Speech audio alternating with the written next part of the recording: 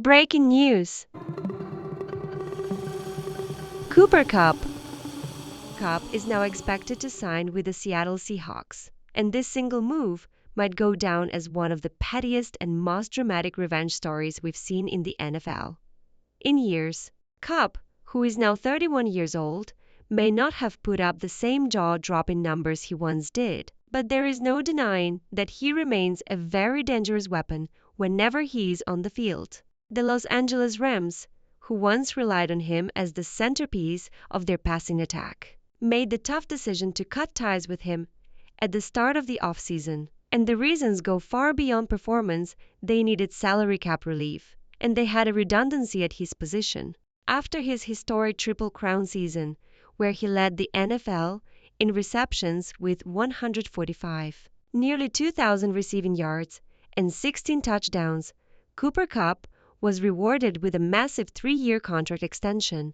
He was untouchable that year, playing all 17 games and delivering one of the most dominant seasons we've ever seen from a wide receiver. But things started to change quickly after that. The very next year, injuries struck. Kupp played in only 9 games, but even in limited action, he still showed flashes of brilliance with 812 yards and 6 touchdowns. Then came the arrival of rookie sensation Puka Nacua, who exploded onto the scene and, unfortunately for Kupp, played the same role he did. Both were dominant slot receivers, and while their talent was undeniable, the overlap made the offense less efficient. In 2023, Kupp's numbers dipped again, and although he played 12 games last year, he barely cleared 700 receiving yards. For a player on a top-dollar contract, that simply wasn't enough for the Rams to justify keeping him. The Rams, knowing they had to make a bold move, replaced Kupp almost immediately by signing Davante Adams to a 2-year, $46 million deal.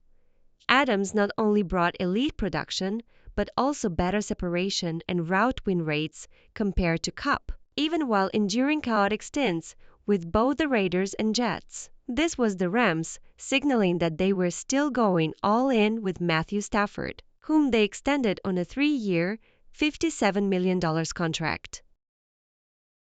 But that they were also reshaping their roster to stay competitive. Meanwhile, Kupp had plenty of suitors.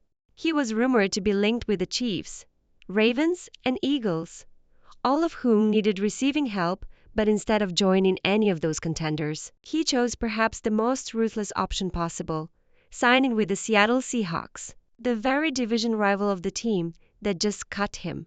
The Seahawks had already been making headlines themselves. They traded Geno Smith to the Raiders for a 3rd-round pick, leading many to believe they were entering a rebuild.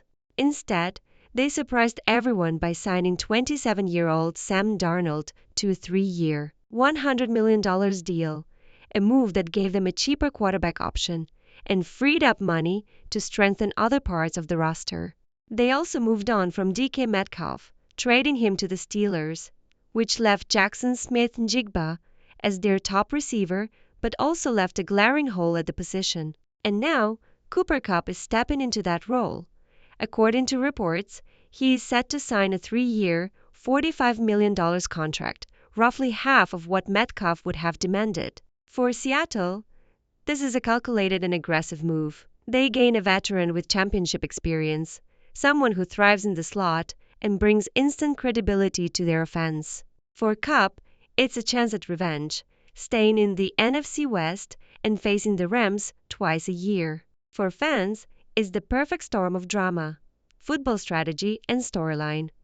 Kupp could easily emerge as the Seahawks' top wide receiver, or at worst their number 2 option. But there is also the very real possibility that this becomes a risky contract because of his history with injuries. What makes this move truly fascinating, though, is the storyline Kupp leaving the Rams only to join their division rival, which means he now gets 2 chances each year to line up against his former team. That alone gives this signing a level of drama and intrigue that fans live for. For Kupp, this is an opportunity to secure one last big paycheck while also playing for a contender. And for the Seahawks, is the chance to weaponize his talent against a direct rival in the division. From Seattle's perspective, this deal makes sense beyond just revenge. It aligns perfectly with the strategy they've shown all offseason.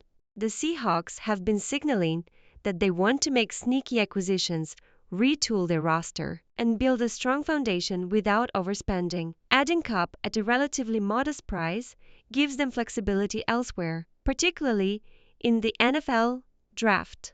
This year's draft class may not be the deepest for offensive linemen, but many analysts expect Seattle to target the best available interior offensive lineman with the 18th overall pick.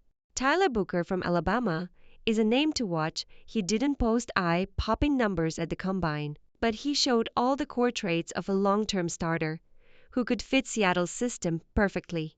By securing Kupp, Seattle doesn't have to reach for a wide receiver early in the draft and can instead focus on bolstering the trenches. At the very least, this approach is logical and calculated. If Kupp struggles or injuries continue to be an issue, the Seahawks could easily move on from him in 2 years without it being a crushing blow to their cap space. That is what makes this such a smart gamble. They didn't overpay. They didn't lock themselves into a long-term mistake, and they gave themselves the upside of having an all-pro caliber receiver if things click. When you look at the bigger picture, Seattle's entire offseason deserves credit. They didn't tie themselves down with an overpriced contract for Sam Darnold. They moved on from some of their biggest names and got fair value in return, and now they've added a veteran who can still produce at a high level. This is a team with a clear identity going forward, and while no move in the NFL is ever a guaranteed home run, the Seahawks have positioned themselves very well.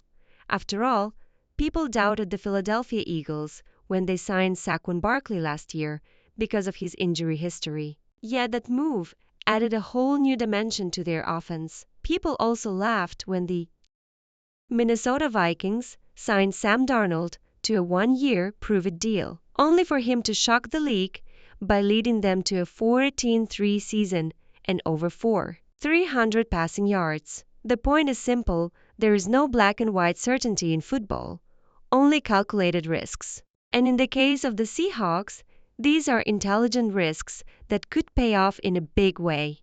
Whether Cooper Kupp reignites his career and powers Seattle to the top of the NFC West, or whether this ends up being a short-lived experiment, one thing is certain: the Seahawks are not rebuilding, they are reloading, and they are doing it with purpose. But the real question is, will Cooper Kupp's revenge against the Rams fuel Seattle's rise back to dominance, or will this bold gamble turn into one of the NFL's biggest disappointments? Only time will tell.